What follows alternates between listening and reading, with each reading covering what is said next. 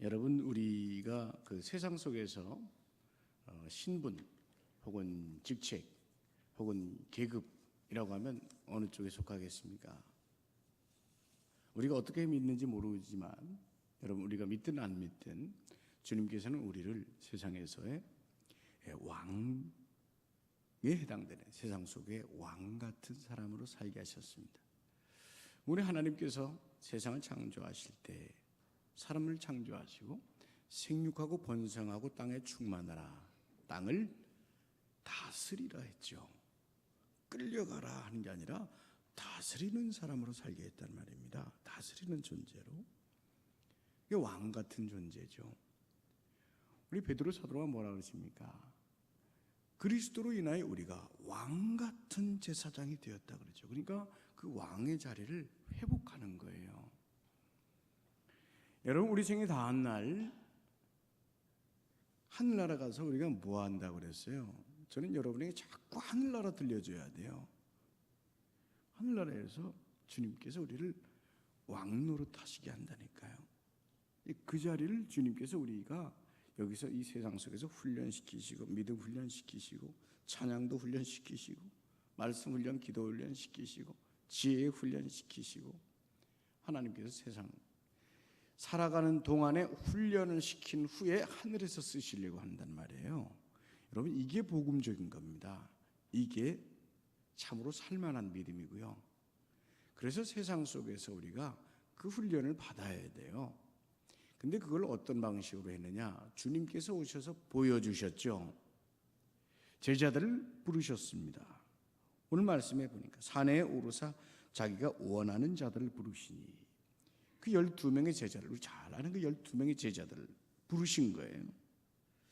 그 이름들을 여러분 잘 아시지 않습니까? 16절부터 보세요. 이 12를 세우셨으니 시몬에게는 베드로라는 이름을 주셨고, 베드로부터 17절, 19절까지 우리 암송들 잘 하겠지만 12명 잘 아시겠지만 한 번 더 확인합시다. 17절 시작. 또 세베대 아들 야고보, 야고보의 형제 요한, 이 둘에게는 보아너게 곧 우리의 아들이란 이름을 더하셨다. 또 안드레, 빌립, 바둘로메, 마테, 도마, 알페오 아들 야고보, 다데오, 가나나인 시몬, 또 가룟 유다니, 이는 예수를 판 자들. 이 사람들을 12명을 불러 모으신 거예요.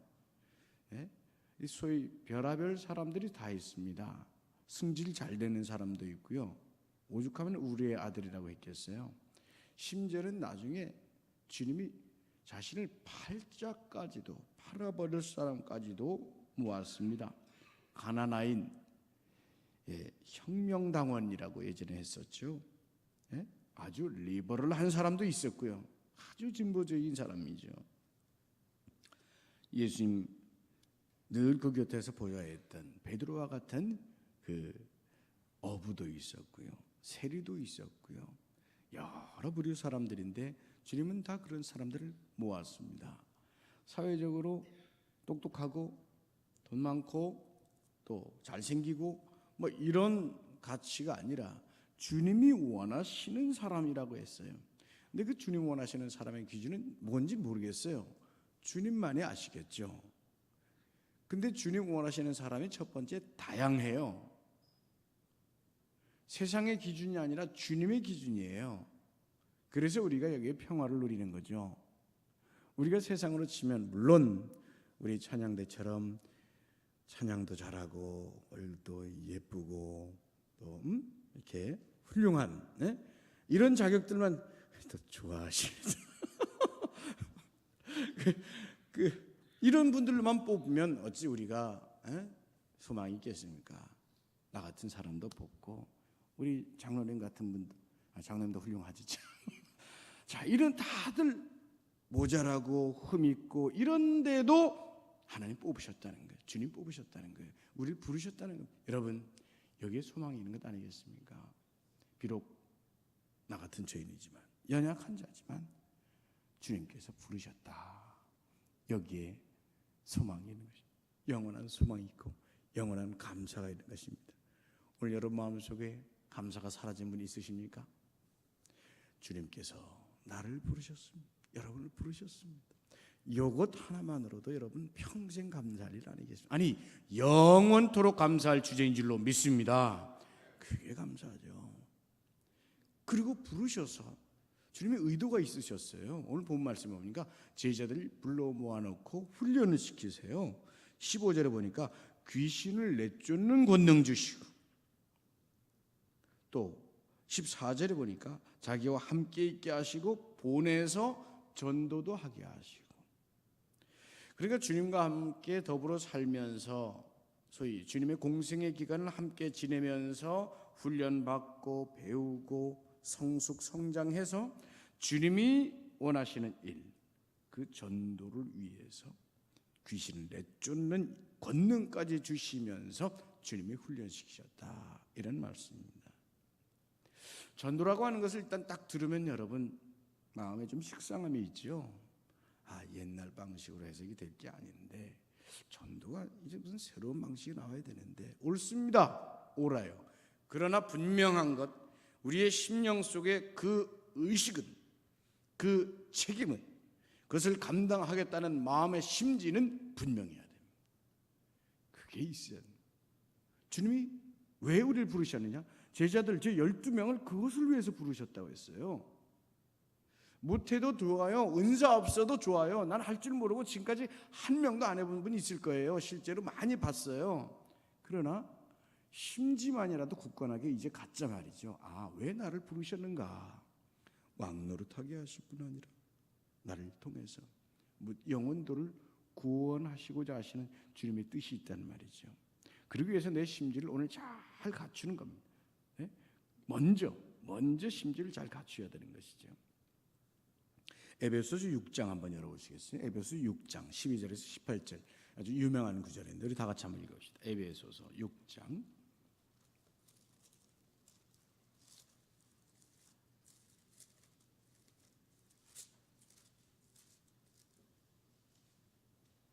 12절에서 18절에 그 말씀. 다 같이 읽어보시겠습니다. 12절부터 신약성경 316면, 천천히 찾으세요. 316페이지. 에베소서 6장 12절부터 우리 18절까지 읽어보십시다. 다 같이 함께 하실까요? 시작.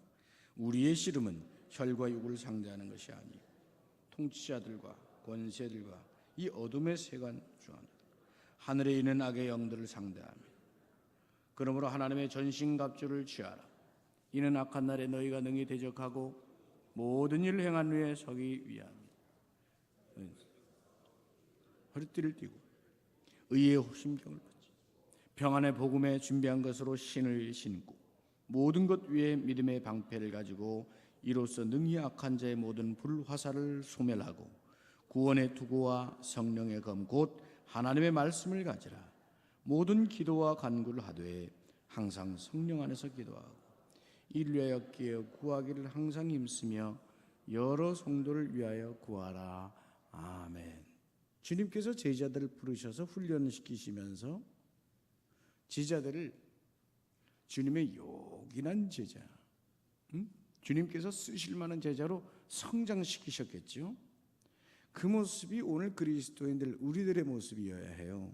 그러기 위해서 우리 왕 같은 자로 살아게 하신, 우리가 자꾸 넘어지고 쓰러지고 힘들어할 때가 있습니다.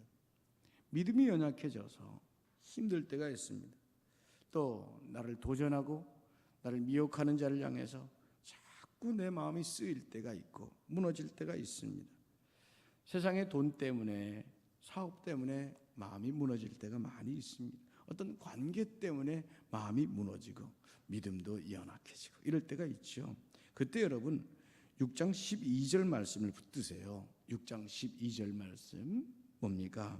우리의 씨름은 혈과 육을 상대하는 것이 아니라 통치자들과 권세들과 이 어둠의 세상 주관자들과 하늘에 있는 악한 영을 상대함이라. 영의 눈을 떠서 바라보란 말이에요. 네? 나를 향해서 요 앞서서 뭔가를 도전하고 있는 이 사람들, 그 사람을 미워하지 말고 그 사람으로 내게 닥쳐오는 어두운 세력의 도전, 이것을 바라보란 말이에요. 죄송한 표현이지만 이놈이 죽일 놈이 아니라 저놈이 죽일 놈이에요. 그러니까 그걸 바라보라는 말이에요. 그 영적인 안목이 띄어 있어야 된단 말이죠. 물론 절대적으로 악한 자들이 있을 땐 공격을 해야 되겠죠. 히틀러 앞에 보네포 목사님처럼 목숨을 걸고 싸워야 될 때가 있지만, 대부분의 우리들의 삶의 자리에서 우리가 대적할 대적은 이 어둠의 세상 주관자, 하늘에 있는 악한 영, 이것을 상대해 가는 거예요. 최소한 그리스도인들은 그 안목을 가지고 살아가야 되는 겁니다. 어떤 도전이 딱 왔을 때, 아니 이놈이 웬 놈이야? 이게 아니라, 아니 이번엔 이놈이 무슨 짓을 내게 하는 거지? 이게 깨어 있어야 된다는 거예요. 그것을 깨어 있기 위해서, 그것을 이길 수 있기 위해서 사도 바울이 아주 강력하게 제안하는 이 영적인 무기가 있습니다. 14절 말씀부터인데 여러분 잘 아시는 말씀이세요. 주일학교부터도 배워오신 분들 많이 계실 거예요. 처음 대하는 말씀은 아닐 거예요. 근데 이걸 여러분 한번 어떤 면에서는 이걸 형상적으로 그려가면서 해보세요. 실제로 한번 머릿속으로 그려가면서, 제가 이거 어떤 교회 갔더니 그 이민 미국 교회예요. 거기 갔더니 이거를 새벽기도 마치면 아예 목사님이 교인들과 함께 해요. 교인들과 함께, 자 에베소서 6장에 전신갑주 있는 겁니다. 자 시작 하면 이렇게 전부 다 따라하는 거예요. 체조하듯이 하는 거예요. 보면 14절에 서라는 거예요. 앉지 말라. 성령의 사람들은 서 있는 사람들입니다. 앉아 있을 때는 눕고 싶고, 눕고 싶으면 자고 싶습니다. 서서 깨어 있으라는 것이죠. 진리로 너희 허리띠를 띠고, 여러분 지금 뭐 입는 거예요? 갑옷 입는 거예요. 전쟁터에 나가려고 옷 입는 거예요. 지금 장군들, 여장군들, 남장군들 옷 입는 거 보셨죠? 진리의 허리띠를 띠라는 거예요. 진리 허리띠를 띠어요. 아침에 나갈 때 허리띠 띠란 말이에요. 직장 갈 때 띠시고, 운전할 때 띠시고, 하루 시작할 때 하란 말이에요. 평안의 복음 준비한 것으로 신을 신고 진리의 허리띠 서서 띠고요. 신발 신으세요. 그 신발은 어떤 신발? 복음에 준비된 것, 평안이라고 하는 신발이에요. 어디 갈 때든지 이 발로 닿는 곳이 평안케 해 주시옵소서. 내 속에 늘 진리가 살아있게 해 주시옵소서. 허리띠 딱 띠고 내 발이 닿는 곳에 평안이 있게 하옵소서. 내가 전하는 것이 평안이 되게 하소서. 그런 평안의 복음에 준비된 것으로 신고, 그 다음에 16절에 보면 모든 것 위에 믿음의 방패를 가지고 이로써 능한 자의 모든 불화살을 소명하라고. 뭐예요? 대적이 있다는 것을 가정하는 거예요. 이제 나가면 대적이 있다는 거예요. 그렇잖아요. 교회에서도 예배 마치고 나가면서 대적이 있잖아요. 그렇죠? 내 은혜를 한마디 말로 확 소멸시켜버리는 이 성도 동료의 말도 있고요, 친구의 말도 있고, 가족의 말도 있어요, 여러분. 그러니까 끼어 있어야 돼요. 깨서 진리의 허리띠 띠고, 평안의 복음의 신발 신고, 14절에 빠졌다. 어쩐지 허리띠 띠고 의의 호심경을 붙이자는 말이에요. 의의 호심경이 가슴을 가리는 겁니다. 의의 호심경을 탁 붙여서 어떤 공격이 들어와도 내 가슴 상하지 않도록, 내 심장 상하지 않도록, 내 마음 상하지 않도록 준비를 딱 하자는 말이죠. 그리고 복음의 신발을 신고 나가는 거예요. 신고 나가면서 6절 말씀해 보면 믿음의 방패를 가지고, 믿음의 방패, 여러분 왼손 잡으면은요 오른손에 방패 드는 겁니다. 오른손 잡으면 어느 쪽에 방패 들어야죠? 왼쪽. 왜일까요? 오른손에는 이제 뭐 들어야 될 게 있어요. 공격해야 되니까. 17절에 보세요. 구원의 투구. 이거 사도 바울이 참 잘 썼어요. 잘 썼어요. 순서대로 썼어요. 여기 이제 검 있거든요. 근데 요거까지 딱 들어라. 들어놓고 구원의 투구 써라. 이 손 남아 있어 지금. 이걸 가지고 투구를 탁 쓰도록 하는 거예요. 그리고 오른손에 다 준비됐으니 성령의 검 들고, 말씀의 검 들고 나가라 이겁니다. 나가라 이겁니다. 그리고 그런 전신갑주를 입고 뭘 하라 그러냐면 이 18절 말씀이 또 참 귀합니다. 우리 다 같이 한번 읽어보실래요? 모든 시작. 모든 기도와 간구 항상 성령 안에서 기도하고 이를 위하여 구하기를 항상 힘쓰며 여러 성도를 위하여 구하라. 아멘. 이겁니다. 여러 성도를 위해서 깨어 기도하는 그 전신갑주를 입은 사람의, 그럼으로써 대적들이 있을 때 물리치면서 나가는 그런 사람이 되어야 된다, 이런 말이죠. 그런데 그 연약한 믿음이 자꾸 그것을 잊어버리게 할 때가 있지요. 여러분, 이런 것들이 우리를 세상에서 구경거리 되게 할 수가 있습니다. 그리스도인이라 그러는데, 교인이라 그러는데 어찌 이렇게 연약한가? 왜 이렇게 나약한가? 우리가 바로 이 전신갑주를 제대로 입지 못하고 그 능력을 발휘하지 못하기 때문이에요. 주님께서는 우리에게 빛의 이 갑옷을 주시고 귀신을 쫓아내는 권능도 주셨다고 했어요. 전도를 하겠다 할 때는, 주님의 일을 하겠다 할 때는 능력도 주시는 분인데 우리가 그것을 망각해요. 잊어버려요. 아니, 그것을 때때로 스스로 놔버릴 때가 있어요. 이게 안타까운 겁니다. 이것을 우리가 잘 간직하고 우리가 승리의 삶, 왕 같은 삶을 살 수 있기 위해서 우리 세 가지만 딱 정리해 보십시오. 첫 번째, 주님과의 깊은 만남. 이거 중요합니다. 주님과 깊이 만나줘야 됩니다. 얄팍하게 잠깐, 깊이. 하나님의 사람은 하나님과 인격적 만남에 이르러야 하나님의 사람이 될 수 있습니다. 갈릴리 어부들이 어떻게 해서 제자가 됩니까? 예수님을 만났잖아요. 깊이 만났단 말입니다. 그래서 이분들이 세계 선교의 주역이 되고 오늘도 존경받는 사도가 되고 말씀의 기록자가 되고 주님의 사역의 대행자가 되잖아요. 사마리아 여인이 주님을 만납니다. 그동안 놀림받고 소외되고 버려지고 비참한 이 여인이 주님을 만납니다. 그리고서야 사람들을 향해 물동이를 버려두고 사람들을 향해 나가는 전도자가 됩니다. 여리고의 세리로 살았던 삭개오는 예수님을 만납니다. 만나고서야 아브라함의 자손의 자리를 회복하고 그간에 지었던 사람들에게 못되게 굴었던 것들이 있다면, 함부로 빼앗은 것이 있다면 4배를 갚겠나이다. 그 약속을 하고 그가 변화되어 사람들에게 하나님의 영광을 나타냅니다. 여러분, 사람과 세상 사이의 관계를 세 가지로 한번 분류해 볼까요? 첫 번째는 세상에 속한 사람입니다. 세상에서 인류일지 모릅니다. 혹은 꼴찌일지 모릅니다. 어쨌든 잘 나갈 수도 있고 못 나갈 수도 있습니다. 그런데 그냥 그는 세상에서 얻는 유익과 세상에서의 지식과 세상에서의 쾌락이 좋아서 거기 안에서 굴러가는 사람입니다.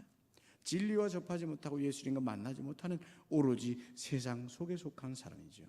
두 번째는 그보다 조금 나은 사람일까요? 근데 표현이 재미있습니다. 세상이 감당되는 사람. 세상이 감당되는 사람 뭐예요? 세상이 굴리면 굴리는 대로 그냥 예수님을 믿는다 하는데, 이리 굴리면 이리 굴리고 저리 굴리면 저리 굴리면서 세상이 감당하는 사람들입니다.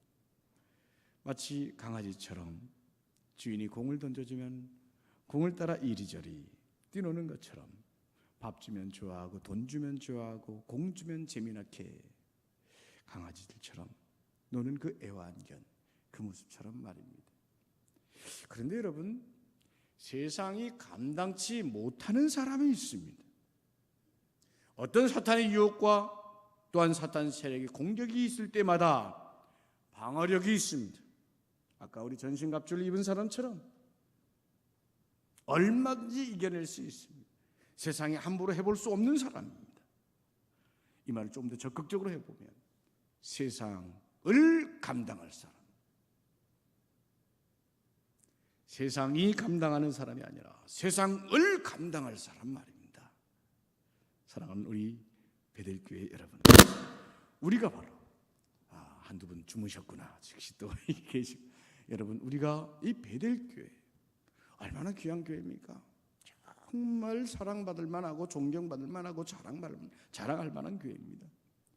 우리 교우들, 오늘 특별히 수요 강단에 나온 여러분들, 세상이 감당하는 사람이 아니라 세상을 감당할 수 있는 사람으로 서시기를 주님의 이름으로 축원합니다. 내가 주도적입니다. 내가 세상을 다스립니다. 내가 세상을 리드하면서 살아가는 사람입니다.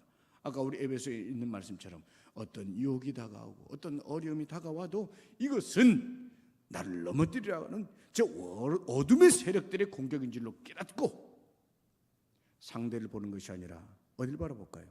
주님 바라봐야죠. 주님 안에서 해결해 가는 것입니다. 그리고 주님께서 말씀하시는 거에 있어요. 요한복음 16장 우리가 찾아봅시다. 요한복음 16장 33절 말씀.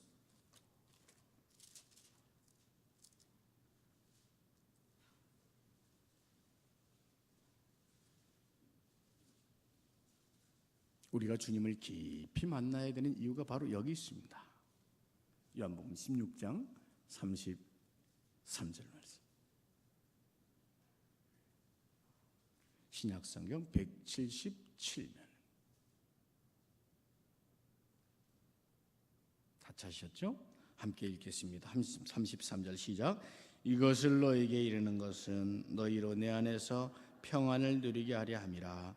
세상에서는 너희가 환난을 당하나 담대하라. 내가 세상을 이겼노라. 아멘. 왜 우리가 주님 바라봐야 됩니까? 주님이 세상을 이기셨으니 그 안에 우리가 거해야 되는 것이죠. 요한복음 15장 4절도 한 번 더 봅시다. 요한복음 15장 4절 얼마나 귀한 말씀인지 모릅니다. 요한복음 15장 4절 다 같이 한번 읽어보실까요? 함께합니다. 시작. 내 안에 거하라. 나도 너희 안에 거하리라. 가지가 포도나무에 붙어있지 아니하면 스스로 열매를 맺을 수 없음 같이 너희도 내 안에 있지 아니하면 그러하리라. 아멘. 비결은 뭐라고요? 주님 안에 거하는 것입니다.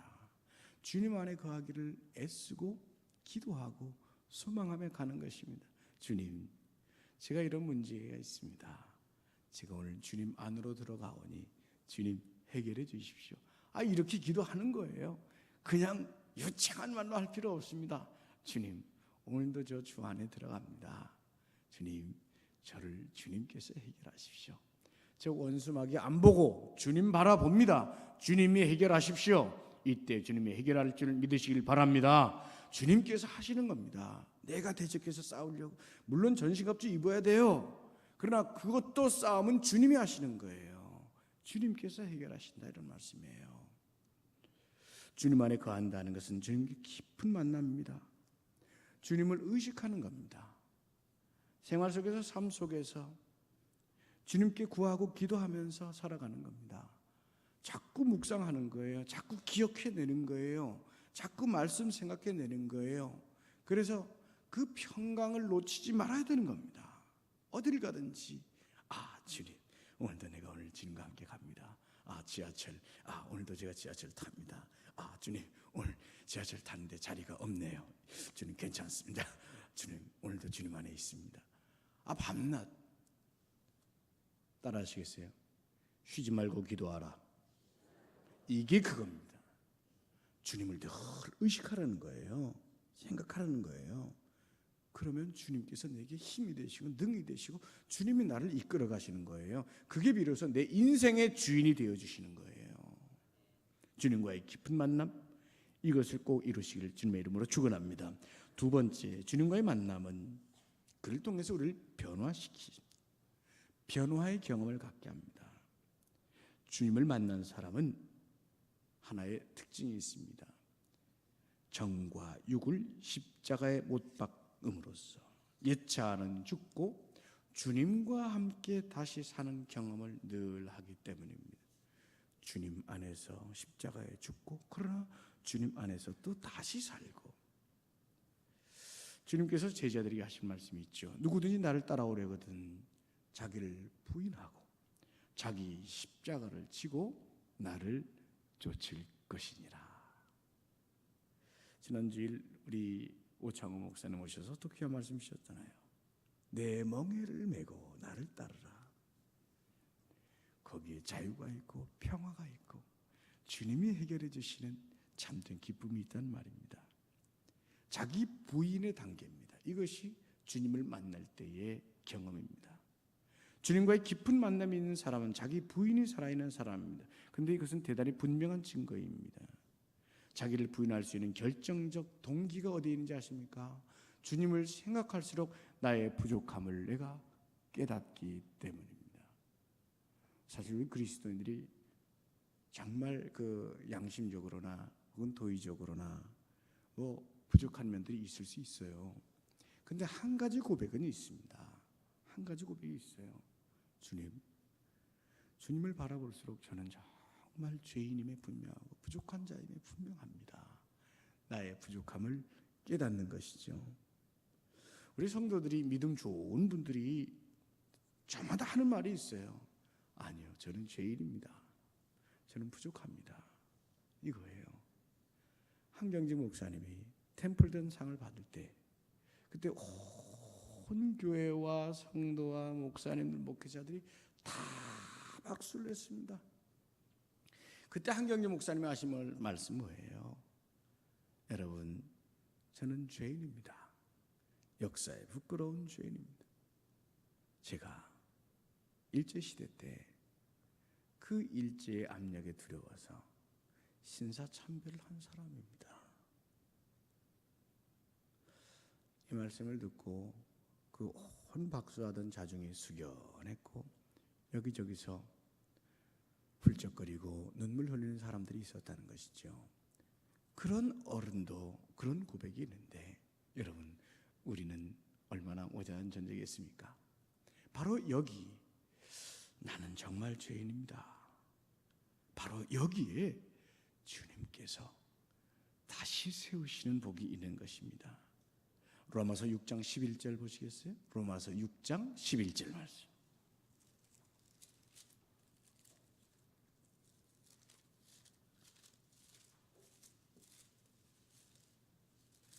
로마서 6장 11절 247면이죠. 247면.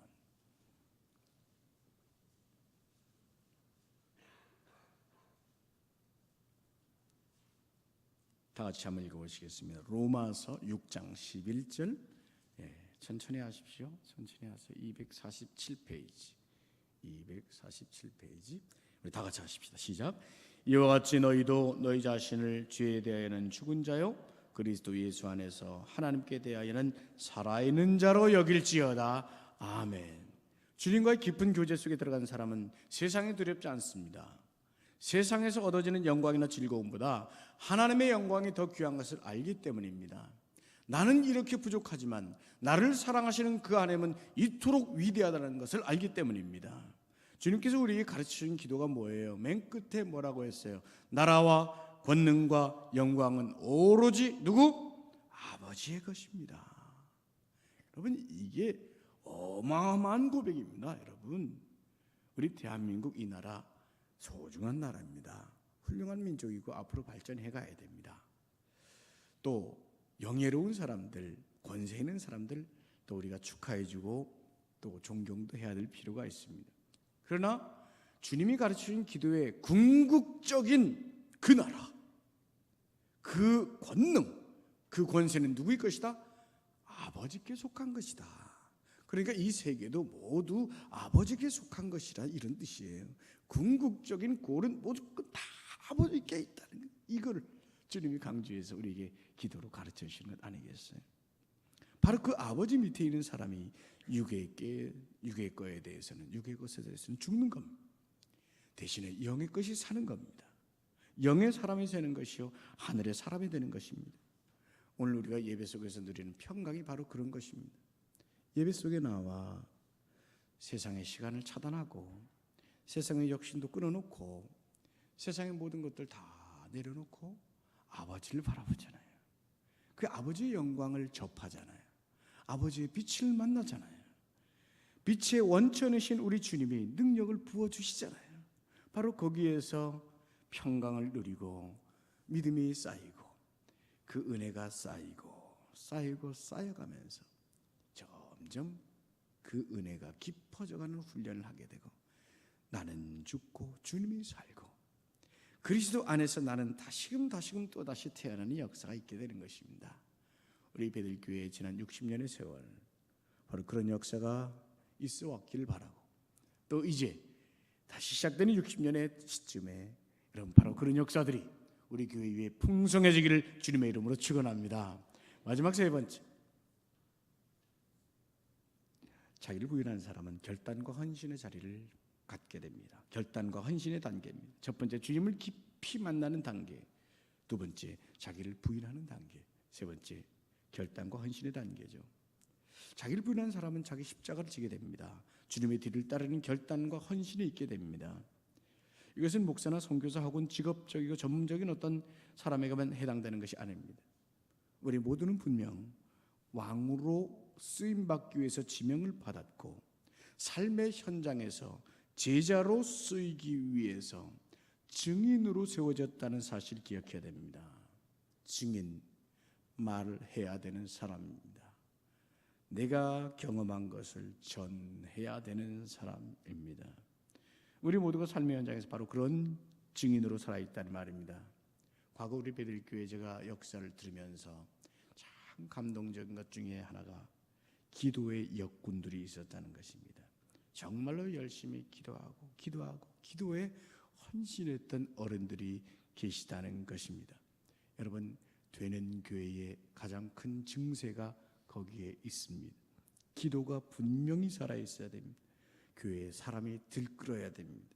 지난 주일날 저는 참 감동 먹었습니다. 지난 주일 약 한 5시부터 7시까지 2시간 사이에 베들교회에 어마어마한 소리가 들렸습니다. 저는 그 소리가 통성기도 소리인 줄 알았습니다. 알고 봤더니 윷놀이 소리였습니다. 근데 어쨌든 좋아요. 많이 웃으세요, 여러분. 저는 여러분이 웃는 게 너무나 행복해요. 여러분이 우는 것보다 우는 것이 너무 행복해요. 물론 은혜 받아서 우는 것도 꼭 필요하겠죠. 근데 많이 웃으면서, 그리고 교회에 웃음이 넘쳐나고, 그리고 또 하나 있어야 돼요. 기도가 있어야 됩니다. 그것이 행복한 교회의 정확한 증세입니다. 열심히 기도하고 헌신한 분들이 나타난 그 교회가 되는 교회, 좋은 교회입니다. 사람이 끌어야 될 뿐 아니라 기도 소리가 계속해서 끌어올라야 합니다.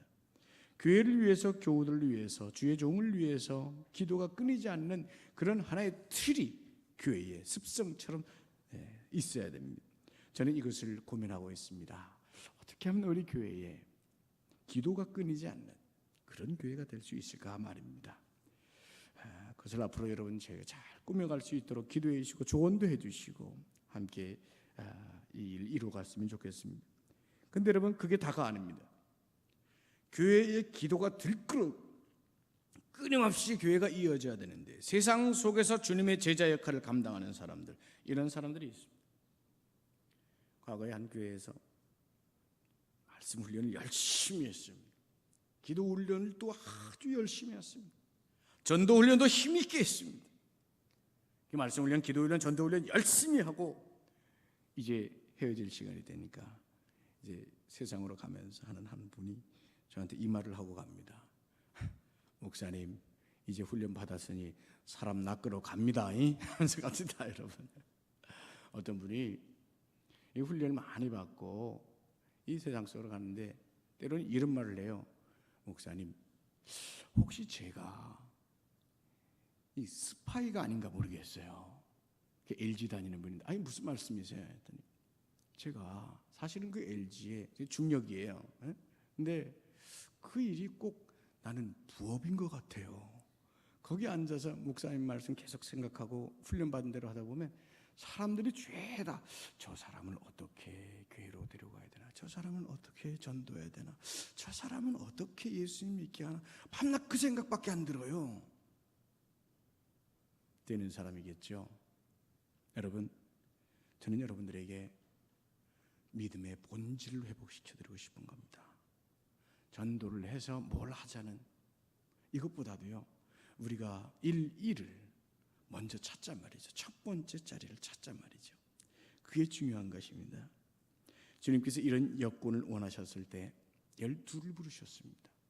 그리고 주님이 승천하실 때 남겨놓으신 마지막 말씀 기억나시죠? 오직 성령이 임하시면 너희가 권능을 받고 잊어버리지 마세요. 주님의 권능을 주세요. 주셨어요. 권능을 받고 예루살렘과 온 유대와 사마리아와 땅 끝까지 가서 내 증인이 되라. 내 증인이 되라. 기억하십시오. 이 말씀은 12명의 제자에게 하신 말씀이 아니에요. 12명의 제자에게 주신 말씀이 아니라 거기에 있던 모든 신도에게 주신 말씀이에요. 거기로부터 역사가 나타나서 오늘 여러분 예배드리고 있는 거예요. 그분들이 나가서 전도하고 그분들이 예수님 이름 전하면서 그리고 주님의 교회가 성장하고 세계 속으로 퍼져나가고 이게 퍼져나가 130년 전 이 조선 땅에 한반도에 그 복음의 씨앗이 심어지고 그것이 역사가 나타나서 오늘 여러분이 복음 듣게 된 것이고 지금 예배하는 거예요. 그리고 그 권능은 지금까지 맥을 이어져 오고 있어요. 그 권능을 무시하면 안 돼요. 놓으면 안 돼요. 잊어버려도 안 돼요. 주님은 여러분을 왕같이 살아가기를 오늘도 원하고 계시단 말이에요. 예수 곁에 둘러섰던 성도들이 예수님 만나고 새 힘 얻고 자기를 부인하고 예수님 나타내면서 그리고 평생을 살아갑니다. 죽어도 좋아 이러면서 살았어요. 아니 죽는 게 좋아라고 말했어요. 무슨 말? 나도 주님처럼 나도 순교당하면 그게 내 소원이야. 그러고 살았어요. 여러분 오늘 우리의 믿음의 본질을 되찾읍시다. 믿음의 위치를 다시 한번 되찾읍시다. 주님께서 나를 그토록 사랑하시고 귀히 보시고 그토록 놀랍게 역사하시는 그 인생인 것을 생각하시면서 내 위치, 내가 나아갈 길, 내 삶의 방향이 다시 한번 확고해지시기를 주님의 이름으로 축원합니다. 기도하십시다. 하나님, 주님 사랑하시는 귀한 성도들이 여기 있습니다. 주님이 부르신 왕같은 성도들, 왕같은 제사장으로 세상을 감당할 사람들이 여기 있습니다. 아버지, 넘어지지 않게 하시고 너무 힘들지 않게 하시고 주님 주신 말씀 붙들고 세상의 악한 세력들을 물리치며 나갈 수 있도록 은혜로 늘 지켜 주시옵소서.